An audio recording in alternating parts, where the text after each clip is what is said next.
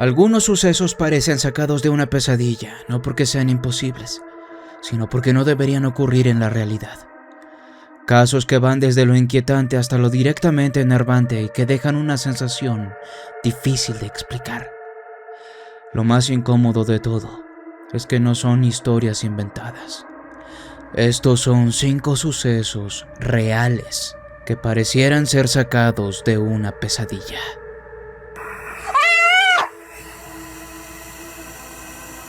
Puesto 5.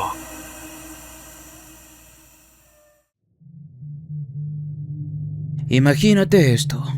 Estás dormida o dormido, en medio de la nada, en un lugar donde lo más normal es que la noche sea completamente silenciosa.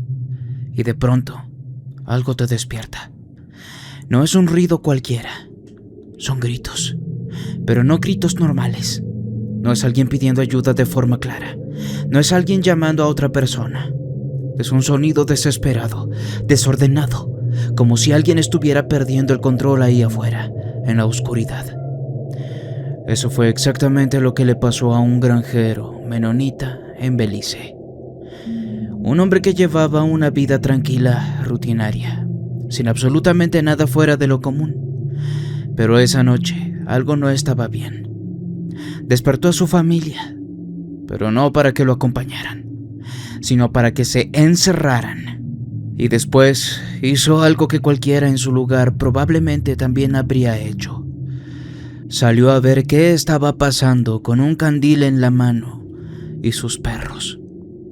Y aquí es donde empieza lo raro, porque los perros no dudaron ni un segundo, como si ya supieran hacia dónde ir.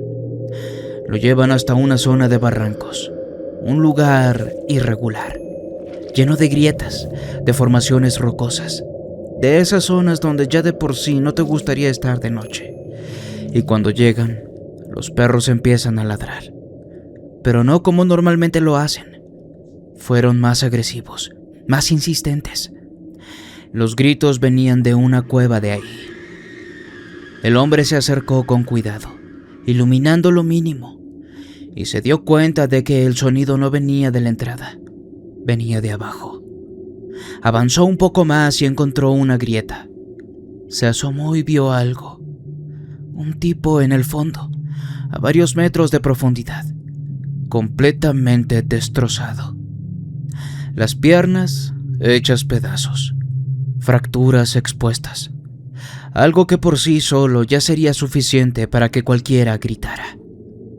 Pero algo no terminaba de encajar. La forma en que gritaba. No solo dolor, era otra cosa. Parecía también gritar de pánico.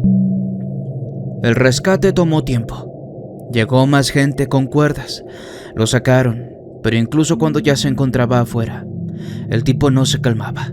El miedo era lo que más se palpaba en él. Seguía gritando. Seguía fuera de sí. Porque ese lugar no era una cueva cualquiera. Ese hombre no cayó ahí por accidente mientras caminaba sin rumbo. Él estaba buscando algo. Era un saqueador. Había escuchado historias sobre artefactos mayas en esa zona. Cosas que podía vender fácilmente. Pensó que iba a encontrar dinero, y lo que encontró fue otra cosa completamente distinta. Cuando estuvo abajo, en medio de la oscuridad, encendió un fósforo. Solo uno, y eso fue suficiente, porque lo que iluminó por un segundo fue el suelo. Un suelo que no era del todo piso de concreto. Era una acumulación de huesos humanos, miles de ellos. Literalmente, miles de restos humanos apilados, uno sobre otro, formando una especie de superficie irregular. Cráneos, dientes, fragmentos, todo mezclado, todo viejo, todo ahí en silencio.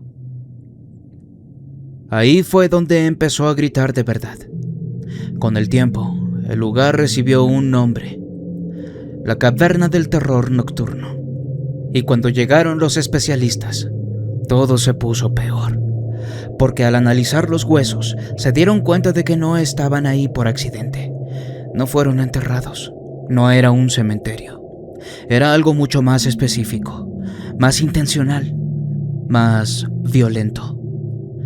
Los símbolos en la cueva apuntan a Chaak, el dios maya de la lluvia. Una deidad importante, pero también peligrosa, porque no era suficiente con creer en él. Había que mantenerlo satisfecho y para eso hacían sacrificios. No simbólicos, reales. Personas inmovilizadas, abiertas, desangradas y finalmente ejecutadas con un hacha. Y cuando ya no servían, los arrojaban a la grieta, al mismo lugar una y otra vez, durante años, durante generaciones.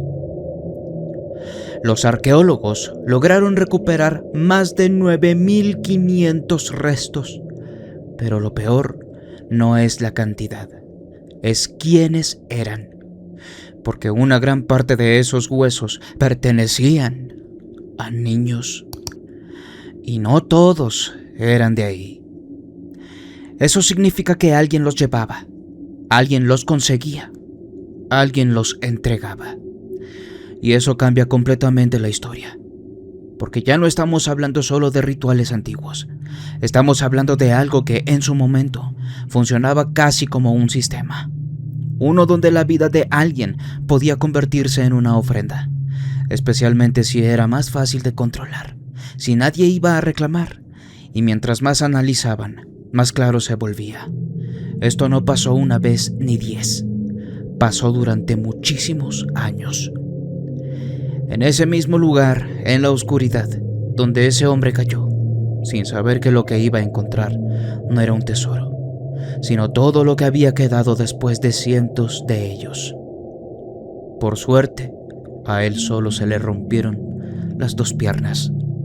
No terminó como terminaron esos cuerpos desmembrados. Número 5.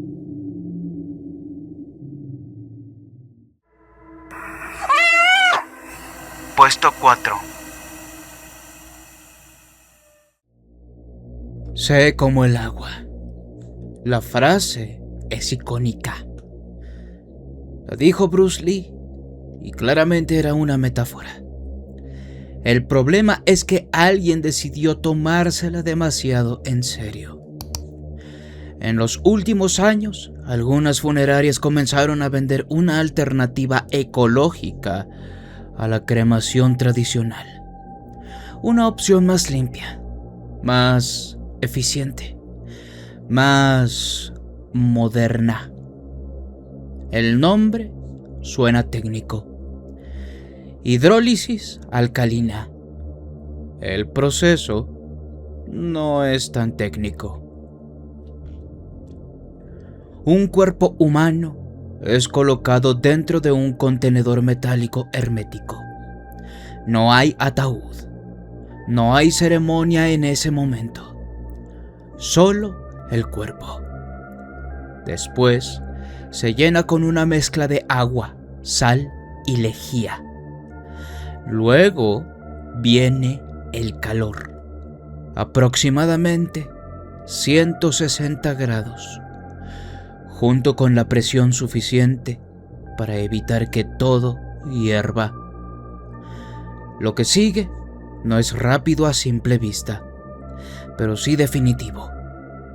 Durante horas, el cuerpo comienza a descomponerse, no de forma natural, no lentamente, sino forzado. Tejidos, órganos, todo. Se rompe, se disuelve y se transforma. Al final del proceso, lo que queda se divide en 2 partes. La primera, un polvo blanco, restos óseos pulverizados, similares a las cenizas de una cremación. La segunda es lo que incomoda. Un líquido verdoso, compuesto por todo lo que alguna vez formó ese cuerpo humano. Péptidos, azúcares, aminoácidos, sales. En otras palabras, una versión líquida de lo que era una persona. Y ese líquido no se conserva, no se guarda, no se entrega. Se desecha directamente al drenaje. Oh, sí, así de simple. Pasa por tuberías comunes, viaja hasta plantas de tratamiento y eventualmente vuelve al ciclo del agua. Las funerarias que lo practican lo defienden con un argumento bastante claro. Esto ya ocurre en la naturaleza. Cuando un cuerpo es enterrado, termina descomponiéndose, filtrándose, regresando al entorno. La diferencia es que aquí no toma años, toma horas. Pero hay un detalle que no todos logran ignorar. Porque una cosa es entender el proceso y otra muy distinta es imaginarlo. Imaginar que después de morir, una parte de ti no termina en una urna, sino viajando por tuberías, mezclándose con otros residuos, siendo tratada como cualquier otro desecho líquido. El sistema funciona sin afectar el agua. Todo está bajo control. Todo es seguro. Excepto por una cosa: la idea. Algo que para nosotros no suena normal. Porque al final, más allá de lo técnico, más allá de lo ecológico, queda una imagen difícil de ignorar y de procesar. La de un cuerpo humano reducido a algo que simplemente se va por el drenaje. Número 4.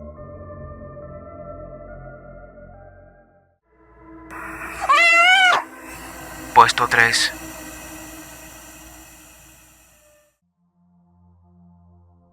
¿Alguna vez has imaginado cómo va a ser el día en que mueras? No el algún día, sino el momento exacto.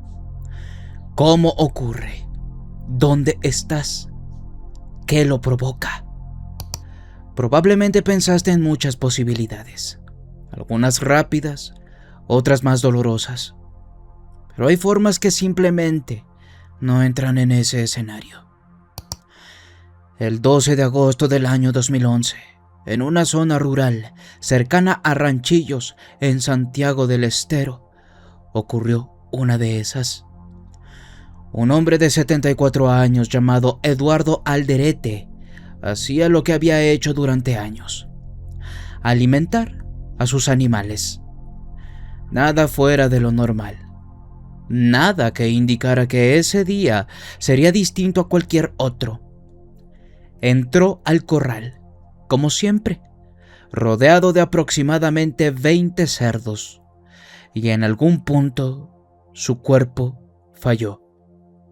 Una descompensación, pérdida total del control y cayó desmayado.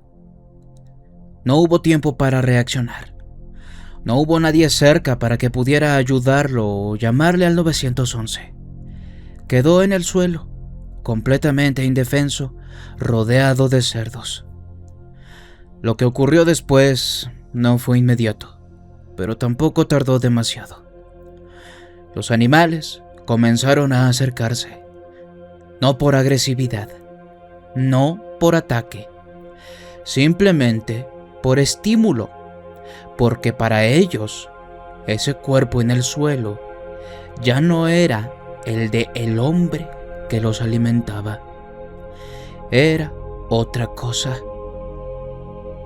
Cuando su hijo llegó al lugar, la escena ya estaba en curso. Encontró a su padre en el suelo del establo, mientras los cerdos seguían sobre él, comiéndoselo aún con vida. Tuvieron que espantarlos, separarlos, pero el daño ya estaba hecho. El examen médico fue claro. lesiones graves en el cráneo, en el rostro, en ambas manos, en la zona genital, múltiples mordidas distribuidas en distintas partes del cuerpo. No fue un solo ataque, fueron varios, progresivos y constantes. Todo apunta a que Alderete perdió el conocimiento antes de que comenzara todo. Y aunque eso podría parecer un detalle menor, en realidad es lo único que evita imaginar algo peor, porque su cuerpo quedó ahí, sin respuesta, y los animales hicieron lo único que saben hacer en ese contexto: comer. Solo un momento en el que algo falló, y nadie estuvo ahí para detener ese escenario dantesco que los cerdos dejaron en el suelo para que el hijo de Eduardo lo viera todo. Número 3.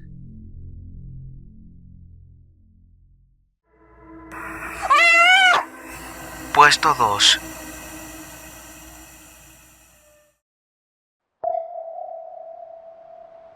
Un teléfono olvidado. El 11 de septiembre del año 2017, en una parada de autobús en Rusia, un grupo de trabajadores encontró un celular tirado. No tenía bloqueo. Lo revisaron con la intención de encontrar al dueño, pero lo que encontraron no fue normal. Dentro había decenas de fotografías, pero no eran selfies comunes.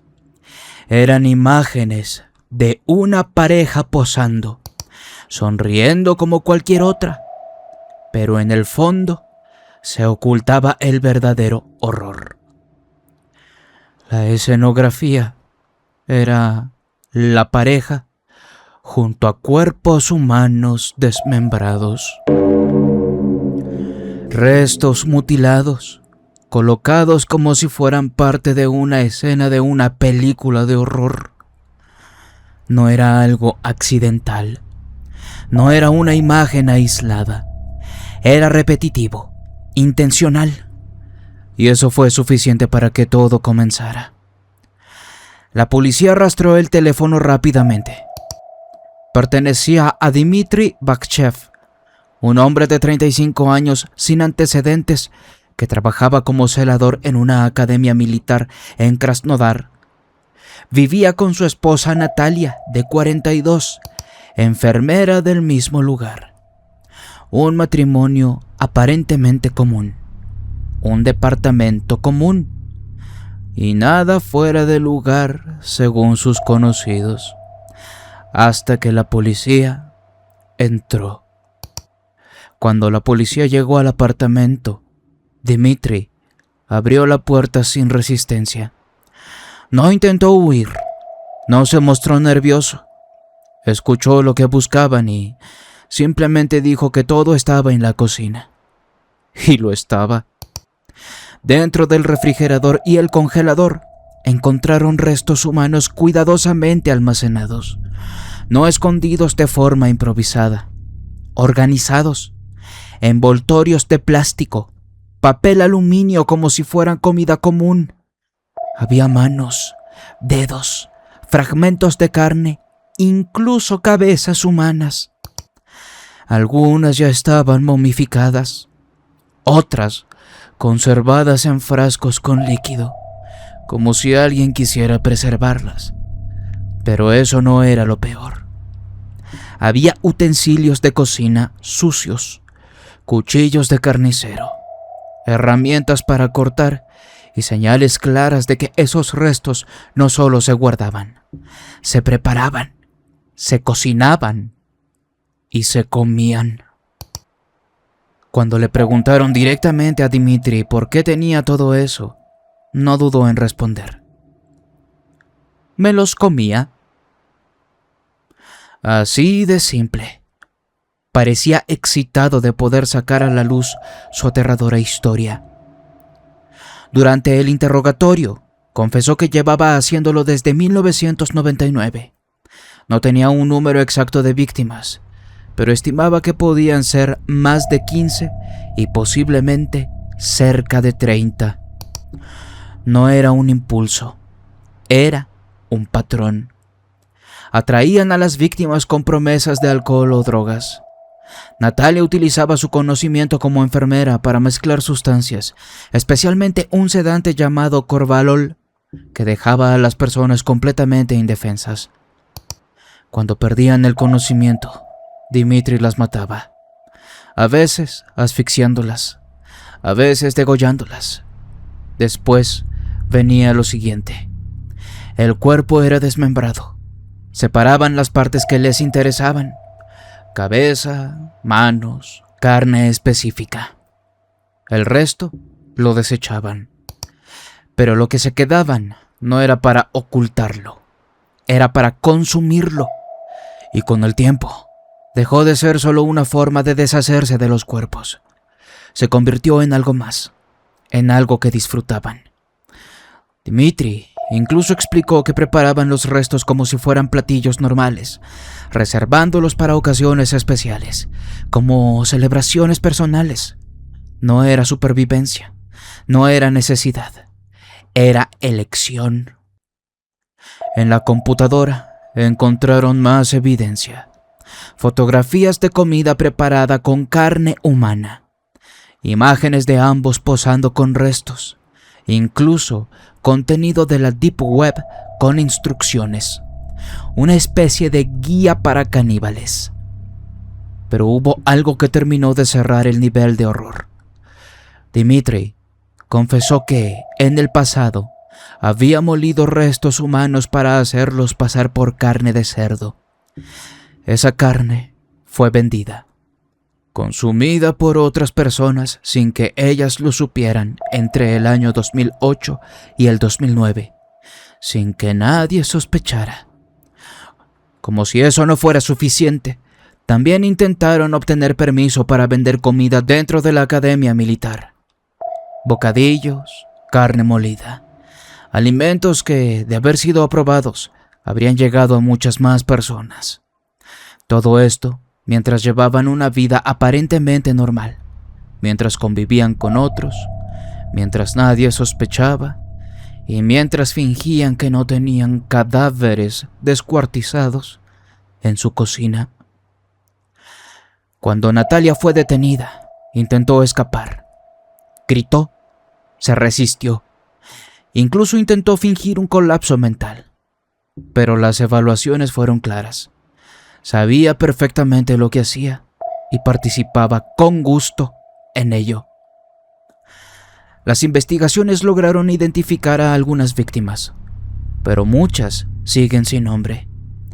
Mencionan que la mayoría pudieron ser vagabundos a los que nunca nadie les prestó atención, quizá personas olvidadas también por sus familias, personas desaparecidas, muchas de ellas en situaciones vulnerables, gente que nadie buscaba con la misma urgencia. Eso permitió que todo continuara durante años, sin interrupciones, sin errores, hasta que alguien tomó un teléfono perdido en una parada de autobús. Número 2.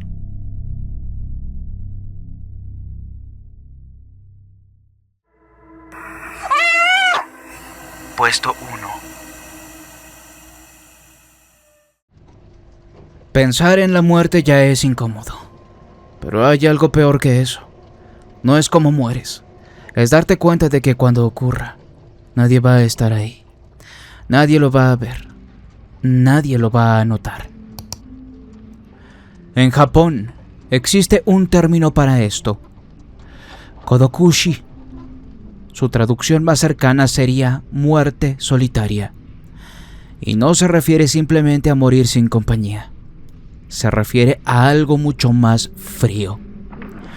Morir y que nadie se dé cuenta. Días, semanas, a veces meses. Personas que desaparecen sin que nadie pregunte por ellas, sin que nadie las busque, sin que nadie note su ausencia, hasta que algo lo delata. Generalmente, el olor. A veces, ni eso. Uno de los casos más representativos ocurrió en Tokio. Un hombre de 85 años murió dentro de su propio departamento. No hubo señales de violencia, no hubo ruido, no hubo nada que llamara la atención. Pasó un mes entero antes de que alguien lo encontrara. Y no fue un familiar, fue un vecino, alguien que vivía abajo, que comenzó a percibir un olor raro, nauseabundo, que se filtraba desde el piso superior. Ese olor fue lo único que confirmó que algo no estaba bien. Ese fue el momento en que finalmente alguien notó que ese hombre ya no estaba vivo. Pero para entonces ya era tarde. El cuerpo estaba en estado de putrefacción, ya irreconocible. Y casos como este no son raros.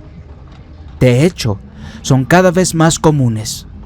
No son accidentes aislados, es un patrón. La mayoría son hombres mayores de 65 años, personas que vivieron solas durante años, que perdieron contacto con su familia, que dejaron de tener relaciones cercanas, que dejaron de socializar o que simplemente fueron quedándose atrás mientras todo lo demás seguía avanzando. El problema no solo es la muerte, es el tiempo. Porque cuando finalmente los encuentran, muchas veces el cuerpo ya no es reconocible. La descomposición ha avanzado tanto que el lugar entero queda marcado. Por eso, incluso existen empresas especializadas en limpiar estos espacios, habitaciones donde alguien murió y nadie estuvo ahí para verlo. Secreciones, carne derritiéndose y adherida al piso o a un sillón, o manchas oscuras que marcan líquido necrótico. Y es ahí donde la idea cambia por completo, porque una cosa es pensar en la muerte y otra muy distinta es imaginarla así. Morir solo y que nadie lo note, que pase el tiempo, que todo siga hasta que alguien, por accidente, termine encontrándote. Es una mezcla extraña de tristeza y de tragedia, o quizá de algo mucho más inquietante, porque entonces la pregunta deja de ser cuándo y pasa a ser cómo. ¿Cómo serían sus últimos momentos en la cabeza de todas esas personas que fueron encontradas solas, pudriéndose en esas habitaciones? ¿Qué opinas? Házmelo saber en la caja de comentarios. Número 1.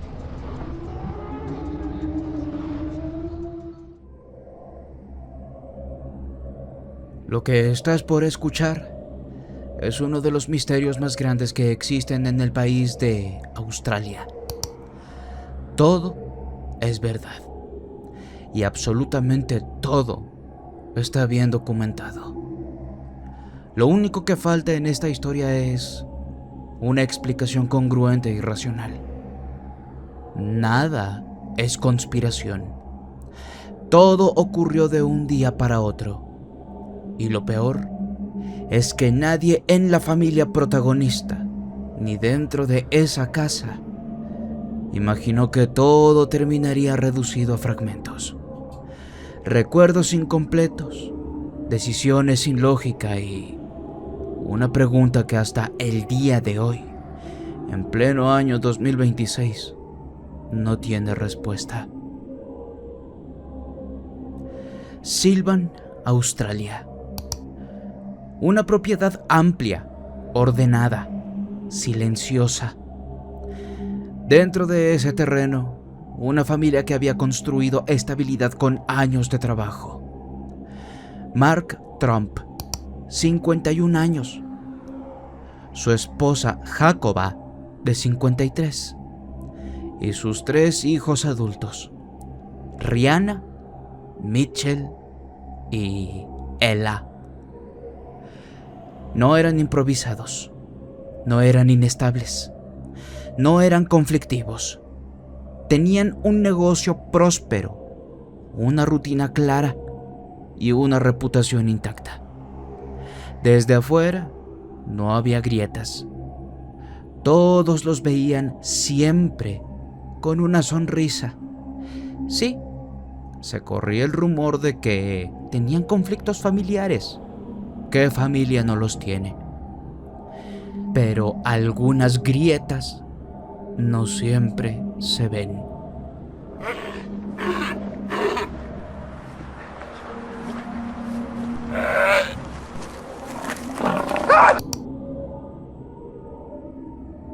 Días antes de que todo ocurriera, algo comenzó a cambiar, de forma casi imperceptible. No fue una discusión, no fue un evento específico, fue una idea, una sospecha que empezó a tomar forma dentro de la mente de Mark y Jacoba. Alguien quería hacerles daño. Alguien estaba detrás de ellos. Alguien buscaba quedarse con todo lo que ellos habían construido. No sabían quién, no sabían cuántos, pero estaban seguros de ello. No era una preocupación normal, era una certeza que crecía. El lunes 29 de agosto del año 2016, esa certeza se convirtió en acción. Sin plan, sin equipaje real, sin documentación, los 5 miembros de la familia subieron a un vehículo y abandonaron la propiedad.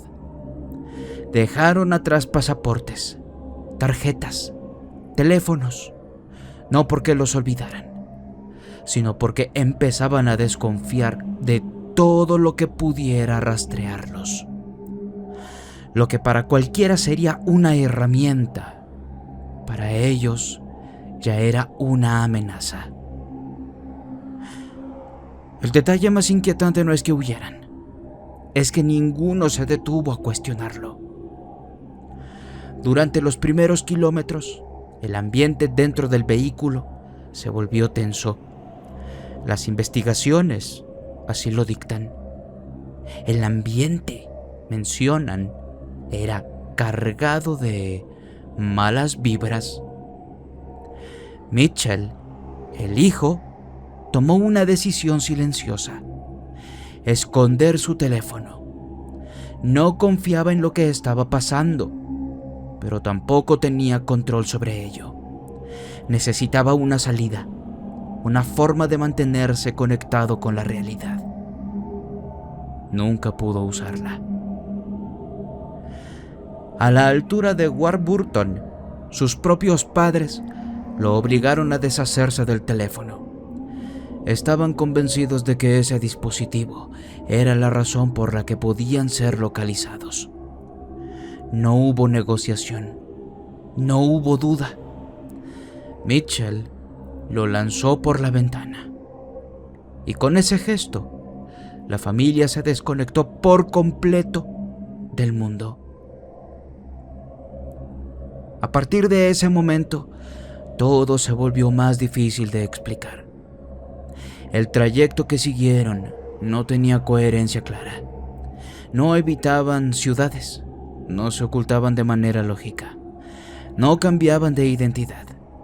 Circulaban por rutas transitadas, se detenían en lugares públicos, pero se comportaban como si alguien estuviera siguiéndolos en todo momento, como si cada movimiento fuera observado, como si el peligro estuviera siempre a unos metros de ellos. Llegaron a Bathurst tras recorrer cientos de kilómetros. Para ese punto, algo ya se había roto dentro del grupo. No todos estaban experimentando lo mismo. No todos estaban convencidos con la misma intensidad. Y entonces ocurrió la primera ruptura real. Mitchell se fue. No hubo despedida. No hubo una explicación elaborada. simplemente decidió que no podía seguir ahí. Se alejó como pudo, dejando atrás a su familia, pero también dejando atrás una versión de la realidad que ya no podía sostener. Lo que siguió no fue una recuperación, fue un colapso en cadena. Mark, Jacoba, Rihanna y Ella continuaron el viaje hasta las cuevas Jenolan, un sitio turístico, accesible, rodeado de personas, un lugar donde cualquier comportamiento extraño debería haber sido evidente, pero no lo fue, porque desde afuera no parecían peligrosos, solo una familia de extraños comportándose de forma rara. Ahí, las hermanas tomaron la misma decisión que Mitchell: escapar. Robaron un vehículo y se dirigieron a Goulburn. No actuaban como criminales, actuaban como personas desesperadas tratando de salir de algo que no podían explicar del todo. En ese punto, la narrativa comenzó a fragmentarse por completo. Ella logró volver a casa y Mitchell también. Ambos coincidían en algo. Sus padres estaban convencidos de que alguien o algunos los perseguían. No podían hacerlos entrar en razón. No podían detenerlos. Era como intentar discutir con alguien que ya no comparte tu misma realidad. Pero Rihanna, sin embargo, no logró salir de la misma forma. Algo en ella cedió. Se ocultó en la parte trasera de un vehículo sin que el conductor lo supiera. Permaneció ahí durante más de una hora. Cuando finalmente fue descubierta, ya no podía responder preguntas básicas. No sabía quién era. No sabía dónde estaba. No podía reconstruir lo que había pasado. Su mente simplemente se desconectó. Mientras tanto, Mark y Jacoba seguían desplazándose, ya no como una familia, sino como dos personas atrapadas en la misma idea. En algún punto, también se separaron, como si incluso dentro de esa paranoia compartida ya no pudieran sostenerse juntos.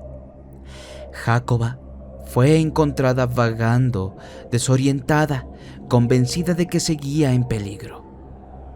Mark apareció días después en otra ciudad, actuando de forma errática, huyendo, evitando contacto. Cuando finalmente fue interceptado, no ofreció una explicación coherente que resolviera el caso. Solo fragmentos, percepciones, sensaciones. Nada concreto, nada verificable. Y entonces, todo terminó. Se reunieron, recibieron atención médica, volvieron a casa, pero lo ocurrido no se pudo reconstruir completamente. No hubo drogas, no hubo amenazas reales, no hubo evidencia de persecución, no hubo intervención externa comprobable. Las teorías comenzaron a surgir una tras otra, intentando llenar el vacío. Estrés, químicos, problemas económicos, algo en alguna cámara de seguridad que los había grabado, factores psicológicos ocultos, pero ninguna logró encajar por completo. La explicación más cercana fue una condición rara: folie à deux, un fenómeno donde una persona transmite un delirio a otra y esa otra lo adopta como real. Pero aquí No eran 2, eran 5. Y no todos reaccionaron igual. Algunos escaparon, no por tener lógica en sus cabezas, sino porque pensaron que el plan no era el adecuado. Otros se perdieron dentro de esa idea. Y ese es el punto donde este caso deja de ser solo extraño y se vuelve inquietante. Porque lo que ocurrió dentro de esa familia no fue visible desde afuera. No hubo señales claras, no hubo advertencias evidentes. Todo sucedió dentro de sus propias mentes, creciendo, reforzándose, hasta convertirse en una realidad imposible de cuestionar. Una realidad donde alguien los perseguía, donde cada objeto podía ser una amenaza, donde huir era la única opción. Y lo más extraño y enervante de todo, no es que hayan creído en algo que no era real, sino que durante varios días vivieron dentro de eso, como si lo fuera todo. Y como cereza sobre el pastel, después de ese día, aquella familia sonriente, con un negocio próspero, no volvió a ser la misma. Ninguno de los 5 integrantes. ¿Qué pasó? ¿Tú qué crees que haya ocurrido? Teorías hay muchas, pero la verdad aún sigue sin ser descubierta. ¿Qué pasó realmente? Me gustaría saber tu opinión en la caja de comentarios.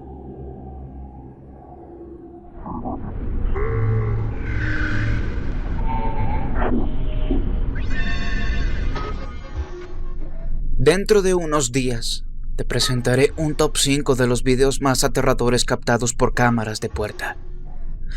Sin embargo, un top 5 no era suficiente para mostrarte todos los casos que quería presentarte. Por ello, decidí preparar este video extra, donde verás 3 sucesos aterradores más, captados por esos ojos silenciosos que millones de personas han instalado en sus hogares alrededor del mundo. Porque aunque estas cámaras fueron creadas para brindar seguridad, también se han convertido en testigos de lo impensable, de momentos en los que lo cotidiano se quiebra para mostrar algo mucho más oscuro. Así que sin más, vamos con el primer caso.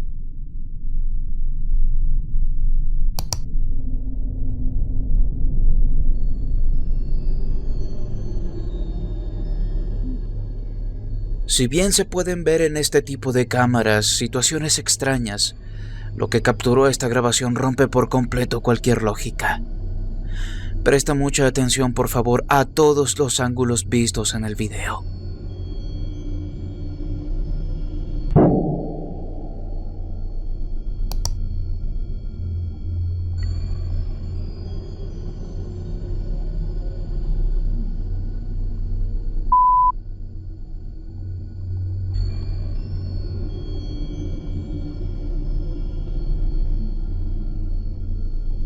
De pronto, una figura aparece de la nada, en un ángulo imposible, como si la cámara hubiera registrado algo que jamás debió verse.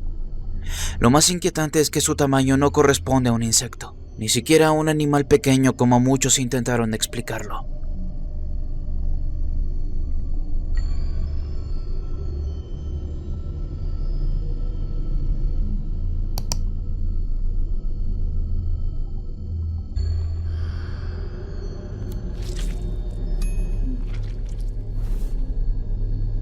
A veces no hace falta una grabación larga para helarte la sangre. Basta una sola imagen, un instante congelado en el tiempo para sembrar un miedo imposible de ignorar. Y es que lo que capturó esta cámara de puerta en plena madrugada es exactamente eso. Un destello aterrador que en cuestión de segundos deja más preguntas que respuestas.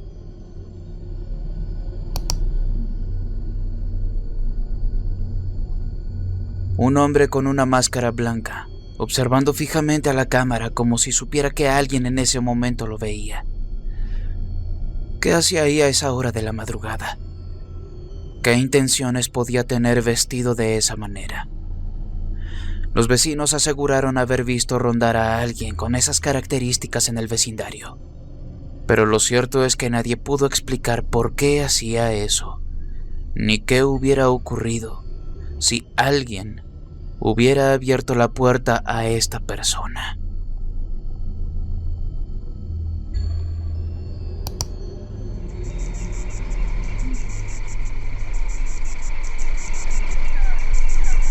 Quiero que veas el siguiente video y prestes mucha atención a cada detalle visto en él.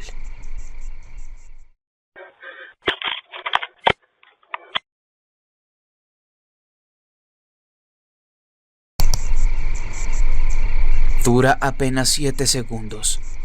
Quizás a primera vista te preguntes por qué está aquí, si no hay nada que parezca verdaderamente aterrador en él.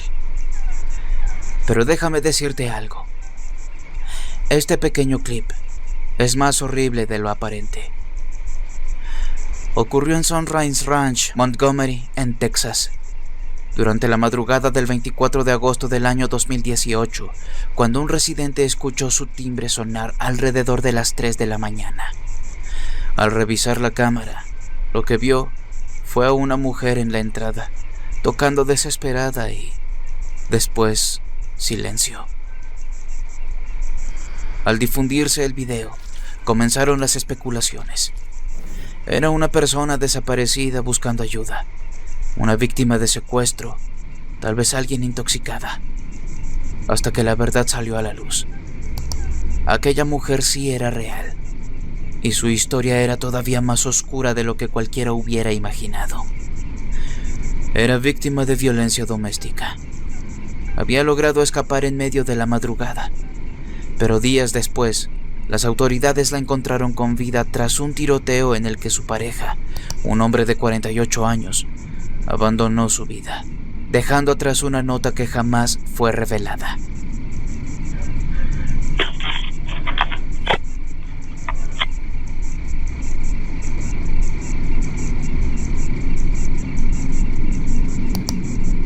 Una grabación breve, confusa y escalofriante, que terminó siendo la huella de una pesadilla vivida dentro de su propia casa.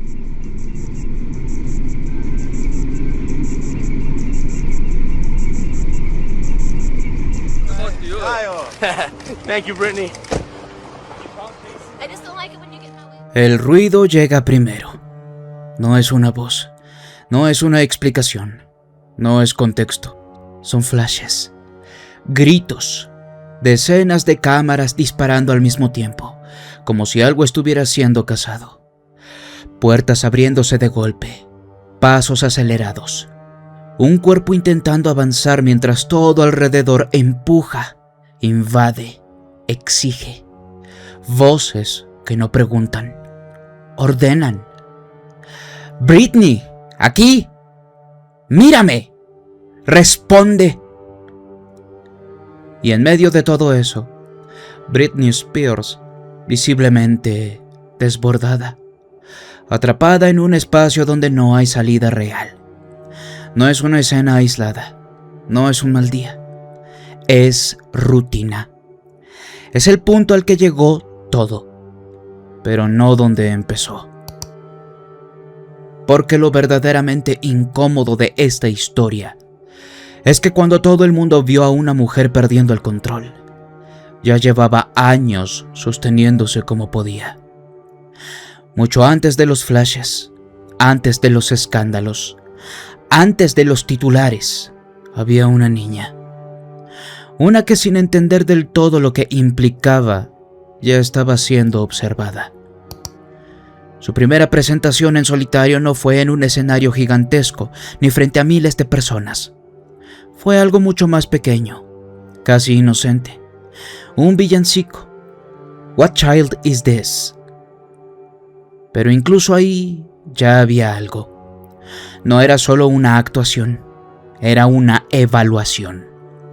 Porque desde muy temprano, el talento de Britney no fue visto como algo que desarrollar, sino algo que podía aprovecharse para explotarse. A los 10 años, aparece en Star Search, un programa que en teoría buscaba descubrir talento. Pero hay un momento breve, incómodo, que dice más de lo que parece. El presentador, Ed McMahon, le hace una pregunta aparentemente inofensiva. ¿Tienes novio? Ella responde como respondería cualquier niña. No, porque los chicos son malos. Lo que sigue no encaja. ¿Y yo? Yo no soy malo. Risas, aplausos, el show continúa. Pero ella no. Aguanta, sonríe, termina. Sale del escenario y rompe a llorar. Ese momento no se volvió viral, no generó debate, no fue cuestionado, pero define algo importante. Desde muy pequeña, Britney ya estaba en un entorno donde no todo era normal, aunque se presentara como entretenimiento. Después llega The Mickey Mouse Club, y aquí la historia parece mejorar. Un grupo de jóvenes talentosos. Todo parecía indicar que ese era el camino correcto. Pero cuando el programa termina, Britney hace algo que casi nadie recuerda. Intenta volver a casa. Intenta recuperar algo parecido a una vida normal. Ese intento dura poco, porque aparece una figura clave. Larry Rudolph. Un abogado conectado con el circuito de audiciones que ve algo claro. Britney no es solo talento, es potencial comercial. Le propone grabar un demo, y ahí el camino cambia definitivamente. A los 15 años firma su primer contrato discográfico, y lo que sigue no es un ascenso progresivo, es una aceleración violenta. En cuestión de meses pasa de presentarse en centros comerciales a convertirse en el rostro de una generación.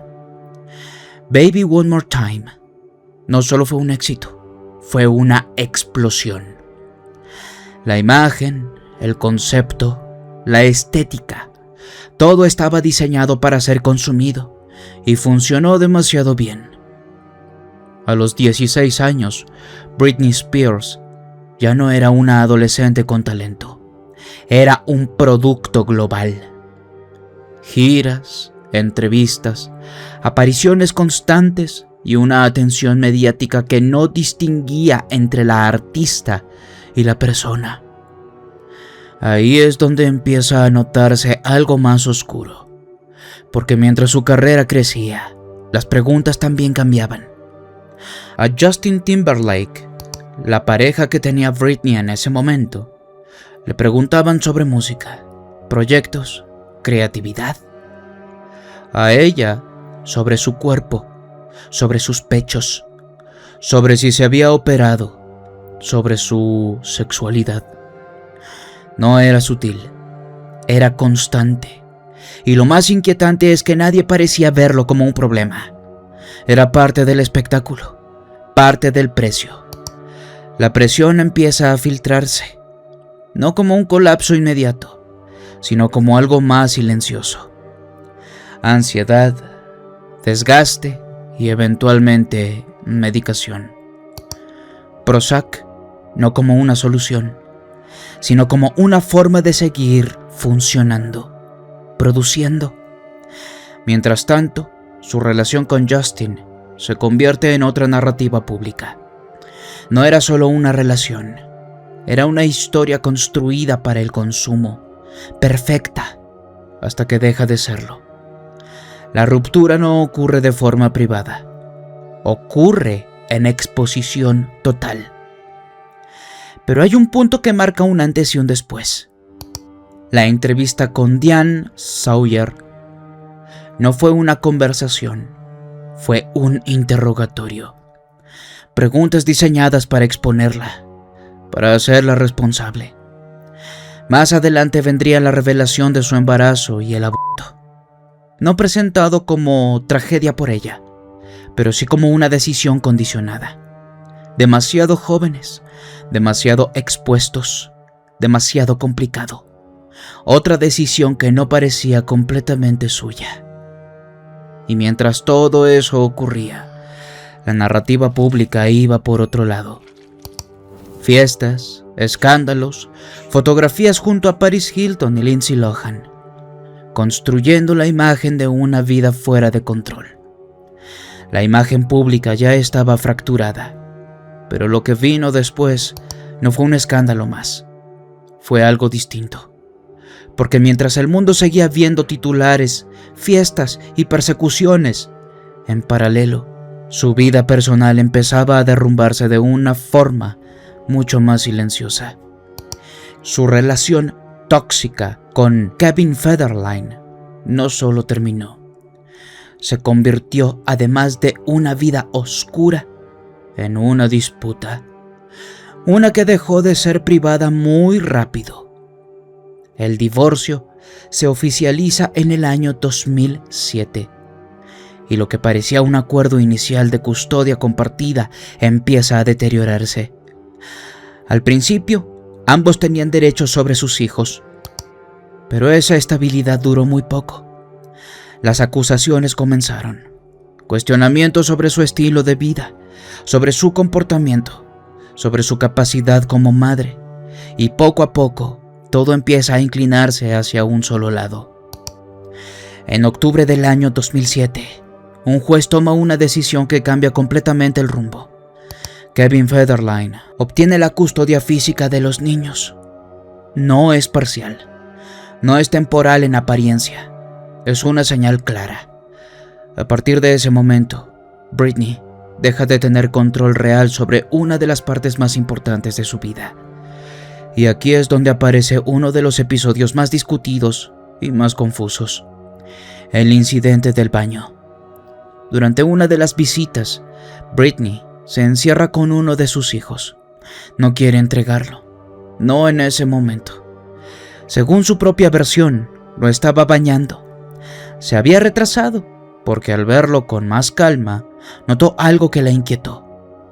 Marcas, detalles que no le parecieron normales. Y en lugar de apresurarse, hizo lo contrario. Se quedó más tiempo revisando a su hijo. Pero afuera, la situación ya estaba escalando. Lo que desde dentro podía sentirse como una decisión de cuidado, desde fuera empezó a construirse de otra forma. Se reportó que no quería entregar al niño. Se llamó a las autoridades. La escena cambió de contexto en cuestión de minutos. Y lo que ocurre después queda registrado de una forma que marcaría todo lo que vendría. Esa noche, Britney Spears es sacada de su casa en camilla, hospitalizada, evaluada, convertida frente a todos en el centro de una narrativa que ya no controlaba.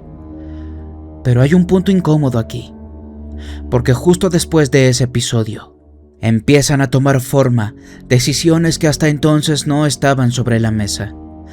Medidas legales más agresivas, restricciones, evaluaciones constantes y, eventualmente, la idea de una tutela. Una figura legal que no aparece de la nada, sino que requiere intención, estrategia y personas que la impulsen. En ese proceso aparece el nombre de la abogada Laura Wasser, vinculada al entorno legal del caso, en un momento donde las decisiones sobre Britney ya no parecían responder únicamente a una crisis puntual, sino a algo que se estaba estructurando. Y aquí es donde la historia se vuelve peor. Lo que vino después ya no se manejó como un conflicto mediático, se manejó como un caso clínico. Tras ese episodio, Los internamientos, evaluaciones psiquiátricas, observación constante, decisiones que ya no pasaban completamente por ella. Ya todo no era una pausa para recuperarse. Era un proceso donde otros empezaban a determinar qué era lo mejor para su estabilidad. En uno de esos momentos más críticos, Britney es trasladada al Ronald Reagan UCLA Medical Center, donde permanece bajo evaluación psiquiátrica. No era un lugar cualquiera. Era una institución médica de alto nivel, utilizada en casos donde la situación requiere control, diagnóstico y supervisión estricta. Y mientras todo eso ocurría, afuera nada se detenía. Las cámaras seguían esperando, porque lo que estaba pasando ya no solo era noticia, era espectáculo. Y entonces ocurre uno de los momentos más icónicos y más malinterpretados. Britney Spears entra a una peluquería en Los Ángeles. No hay anuncio, no hay explicación, no hay preparación. Se sienta y toma una decisión que nadie alrededor parece entender en ese momento. Se rapa la cabeza, sin filtros, sin instrucción, sin permiso. Las imágenes recorren el mundo en cuestión de horas. La narrativa ya está hecha. Ruptura, locura, pérdida total de control. Pero lo que se ve no explica lo que hay detrás. Porque en ese punto su imagen ya no le pertenecía. Su cuerpo, su apariencia, su identidad. Todo había sido observado, criticado, moldeado durante años. Y ese acto, por más abrupto que pareciera, también era una forma de cortar, de quitar, de recuperar algo, aunque fuera la única manera posible en ese momento. Pero no termina ahí. Poco después, otra escena, otro momento capturado desde todos los ángulos posibles. El paraguas. Britney, rodeada nuevamente por paparazzis, sin espacio, sin distancia, sin respiro. Un coche, un reflejo, y de pronto, el golpe. Una y otra vez. El sonido del metal, las cámaras registrándolo todo y otra vez. La historia se simplifica. Es peligrosa, está fuera de control. Pero lo que no se detiene a analizarse es el contexto acumulado, la presión constante, la pérdida de sus hijos y el control de su vida, la exposición absoluta, la sensación de no tener ningún tipo de control real sobre lo que estaba pasando con ella misma, porque cada reacción suya ya no era vista como humana, era utilizada, clasificada, archivada. Y en ese punto ya no hacía falta que ella dijera nada. Otros ya estaban hablando por ella. Y es justo ahí cuando entra la figura que terminaría de cambiarlo todo. Su padre, Jamie Spears. Hasta entonces, una presencia que no estaba en el centro de la narrativa pública. Pero tras estos episodios, da un paso al frente con una justificación clara: protegerla. En el año 2008, solicita ante la corte una tutela, una medida legal que, en teoría, existe para personas que no pueden tomar decisiones por sí mismas. Pero en este caso, la persona era una de las artistas más activas, visibles y productivas del mundo. Y aún así, la solicitud avanza y se aprueba. Y con eso, Britney Spears pierde algo que, hasta ese momento, incluso en medio del caos, aún conservaba parcialmente: su autonomía, control sobre sus decisiones personales, control sobre su carrera y, de forma crítica, control sobre su dinero. Lo que comenzó como una serie de episodios presentados como crisis individuales termina consolidándose en una estructura legal. Una donde ya no se trataba de lo que ella hacía, sino de lo que otros decidían por ella. Y a partir de ese momento, la historia deja de ser sobre una caída y empieza a ser sobre algo mucho más difícil de cuestionar. Porque ahora todo estaba autorizado. Y cuando algo está autorizado, deja de parecer extraño, incluso cuando debería serlo. Porque mientras Britney desaparecía detrás de una estructura legal que controlaba cada aspecto de su vida, en otro lugar, lejos de cámaras, lejos de entrevistas, existía un entorno donde el control también era absoluto. Un lugar del que durante años casi no se habló. El rancho de Jeffrey Epstein. Hagamos una pausa aquí. Quizá esto no te haga sentido, pero espera, escucha todo y saca tus propias conclusiones. Ubicado en Nuevo México, una propiedad aislada, enorme, con pista privada, con acceso limitado, diseñada para no ser vista, sino para mantenerse fuera del alcance, conocido como el Rancho Zorro, fue durante años uno de los espacios herméticos dentro de todas las propiedades de Epstein. Ahí no solo se han documentado abusos, también ideas, proyectos, propuestas que en otro contexto sonarían como teoría, pero que en ese entorno empezaban a tomar forma. Entre ellas, una particularmente inquietante: la obsesión por intervenir en el desarrollo humano desde etapas tempranas, manipular, estudiar, influir, incluso antes de que una persona pudiera entender lo que estaba pasando. Y es aquí donde aparece un hombre que, en principio, no debería estar relacionado con nada de esto. Mark Traimo, neurólogo, investigador, vinculado a University of California, Los Ángeles, especializado en la relación entre sonido y cerebro. Un perfil académico, técnico, difícil de cuestionar desde fuera. En una serie de correos electrónicos recuperados de los archivos Epstein, de los cuales ya te hablé anteriormente, Traimo describe experimentos relacionados con recién nacidos. Habla de cómo un bebé puede responder de manera diferente dependiendo de lo que escucha, de cómo la voz de su madre puede modificar su comportamiento, su respuesta física. Su estudio basaba la idea principal en poner voces de las madres y así los bebés chuparan su biberón con más fuerza y rapidez. En apariencia, investigación legítima.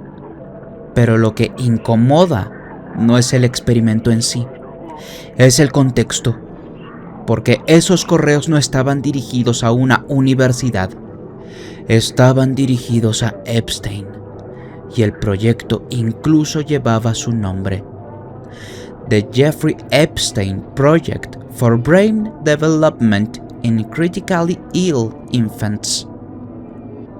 Una propuesta financiada, o al menos considerada, dentro de un entorno que ya estaba vinculado a abusos, tráfico y control. Cuando se mezclan recursos, aislamientos y personas con poder suficiente para evitar consecuencias, las pruebas sobran. Ya te imaginarás para qué hacían que el bebé escuchara el sonido de su madre y así poder chupar su biberón, entre comillas, con más fuerza y rapidez. Y sí, es exactamente lo que te estás imaginando, tratándose de Epstein y los abusos sexuales a menores de edad. Pero es aquí donde la historia regresa de forma inesperada. Porque años después, en medio de todo el caos que rodeaba a Britney Spears, hay un detalle que pasa desapercibido. Un detalle que, por sí solo, no significa nada, pero que dentro de este contexto empieza a incomodar. El lugar donde Britney fue internada. El Ronald Reagan UCLA Medical Center. Con todo lo dicho anteriormente, ¿te hace ruido el que yo mencione este lugar? Este era parte del mismo sistema universitario al que estaba vinculado Mark Traymore, la misma institución donde se desarrollaban este tipo de investigaciones, y a su vez una universidad que, en distintos momentos, recibió financiamiento directo de figuras como Jeffrey Epstein. Y es que, como te dije, todo va encaminado a un mismo lugar, porque en esos años también comenzaron a circular versiones, rumores, fragmentos de información, menciones aisladas de Britney Spears en correos relacionados con estos proyectos, referencias vagas. Cabe decirte que en este preciso momento, Mark Traymore desapareció, huyó, y al momento de que estás escuchando lo que te estoy diciendo, no se sabe nada de él. No hay rastros, solo se sabe que huyó después de el controversial caso de Jeffrey Epstein, y ahora más, sabiendo qué pudo haber hecho con Britney Spears. Y entonces la pregunta cambia. Ya no es ¿pasó esto? Es otra, más incómoda, más difícil de responder. ¿Hasta dónde llega realmente el control sobre Britney Spears? Durante años, esa pregunta no tuvo espacio, porque todo lo que ocurría ya tenía una explicación oficial. Pero en algún punto, algo empezó a cambiar. No desde dentro, desde fuera.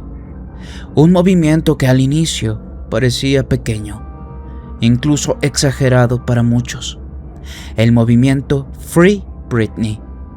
Personas que empezaron a observar detalles, entrevistas, documentos, publicaciones, inconsistencias, cosas que, por separado, no decían mucho, pero juntas empezaban a formar algo difícil de ignorar. Al principio fue descartado.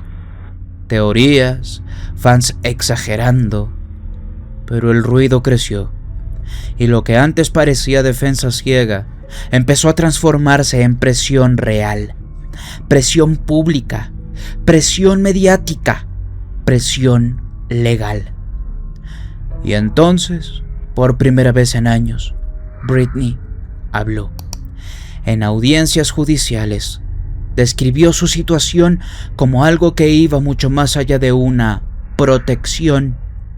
Habló de control, de restricciones, de decisiones que no pasaban por ella, de una vida donde incluso aspectos personales estaban regulados.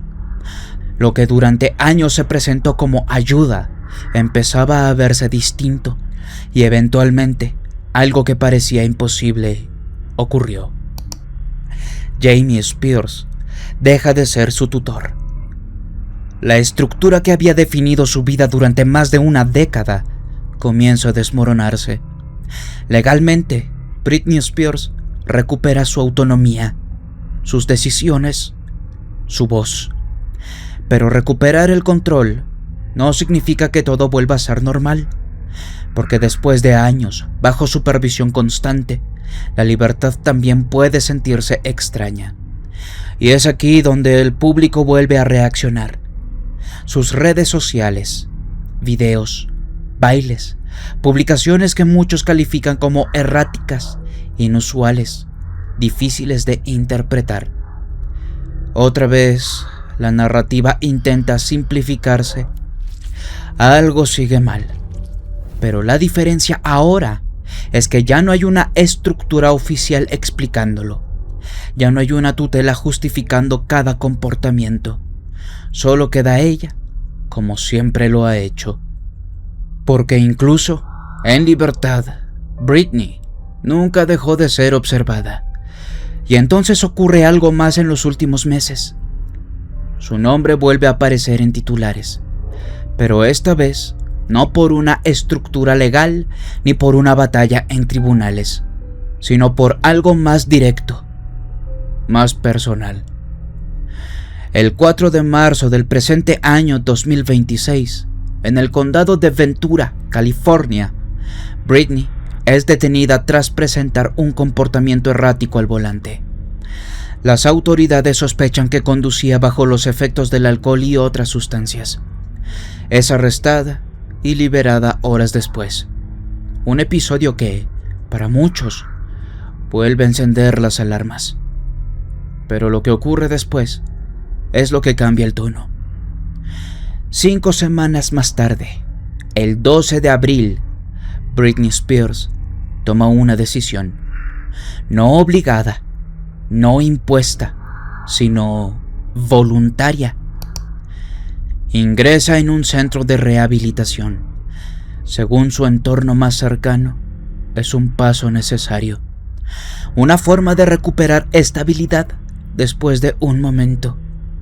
No es una intervención externa, es, en teoría, una decisión consciente de enfrentar lo que está pasando. Y aún así, la sensación no es simple, porque después de todo lo que ha vivido, incluso una decisión correcta puede sentirse distinta, más pesada, más difícil de interpretar, porque durante años, cada paso que daba estaba supervisado, controlado, autorizado. Y ahora, por primera vez en mucho tiempo, todo recae únicamente en ella y sus decisiones.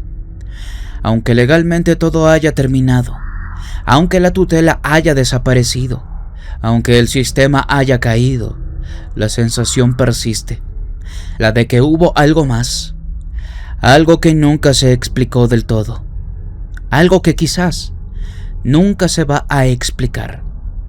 Porque en un caso donde durante años todo estuvo controlado, autorizado y justificado, lo más inquietante no es lo que sabemos, es lo que todavía no sabemos. Y cualquier cosa que salga a la luz, dalo por un hecho que te lo estaré actualizando en este canal. De momento, dime qué opinas sobre el macabro caso de Britney Spears.